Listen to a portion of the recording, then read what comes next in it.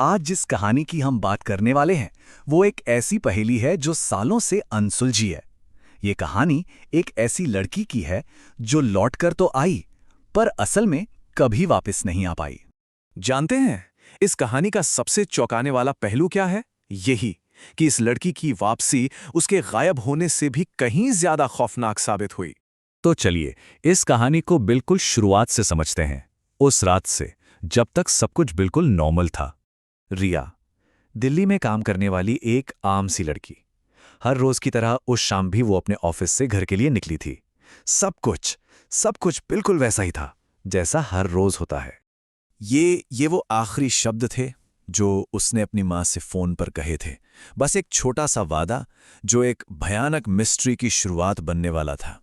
वो 10 मिनट कभी खत्म ही नहीं हुए। घर पे इंतजार होता रहा, घड़ी की सुइयां चलती रहीं, पर रिया नहीं पहुंची। वक्त जैसे वहीं का वहीं थम सा गया था। पुलिस को जब छानबीन में कुछ मिला तो वो था सड़क के किनारे पड़ा उसका टूटा हुआ फोन, और आसपास सिवाय खामोशी के और कुछ नहीं था। न कोई गवाह, न कोई सुराग। इसके बाद के जो 3 दिन थे वो रिया के परिवार के लिए किसी तूफान से कम नहीं थे। एक ऐसी लंबी रात जो खत्म होने का नाम ही नहीं ले रही थी।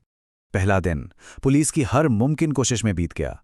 दूसरे दिन तक शहर की हर दीवार पर रिया के मिसिंग पोस्टर्स लग चुके थे। और तीसरा दिन बस एक मां के इंतजार में गुजर गया जो दरवाजे से अपनी नजरें हटाने को तैयार ही नहीं थी। और फिर जब उम्मीद की आखिरी किरण भी दम तोड़ चुकी थी, तीसरी रात की उस खामोशी को चीरते हुए घर का दरवाजा धीरे से खुला। सामने रिया खड़ी थी, लेकिन उसे देखकर घर में खुशी की लहर नहीं दौड़ी, बल्कि एक अजीब सा, एक अनजाना डर पूरे घर में फैल गया। हाँ, वो वही थी, लेकिन फिर भी वो नहीं थी। वो बस चुपचाप खाली नजरों से सबको देख रही थी, जैसे वो किसी और ही दुनिया में हो। कहाँ थी वो रिया जो हर छोटी बात पर खिलखिलाकर हंस देती थी? ये तो बस एक खामोश परछाई थी। और सबसे अजीब बात, उसकी आंखों में डर का नामो निशान नहीं था। मतलब जो लड़की 3 दिन तक न जाने कहाँ थी, उसकी आंखों में डर की जगह एक अजीब सी पत्थर जैसी खामोशी थी। और फिर उसने सिर्फ एक बात कही, वो एक लाइन जो इस पूरी घटना का सबसे परेशान करने वाला हिस्सा है। उसने कहा, वो मुझे छोड़ के नहीं आए, मैं खुद वापस आई हूं। इस एक लाइन का मतलब क्या था? कौन थे वो? ये सवाल आज भी उस परिवार को सोने नहीं देता। उस रात के बाद रिया हमेशा घर पर ही रही, पर वो कभी घर वापस नहीं आई। वो बस एक जिंदा शरीर बनकर रह गई, जिसकी रूह शायद कहीं और ही भटक रही थी।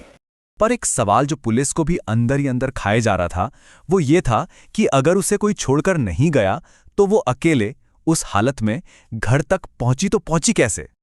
और फिर इस कहानी का वो आखिरी हिस्सा सामने आया जिसने इसे हमेशा के लिए एक खौफनाक राज बना दिया। वो था घर के बाहर लगा हुआ सीसीटीवी फुटेज।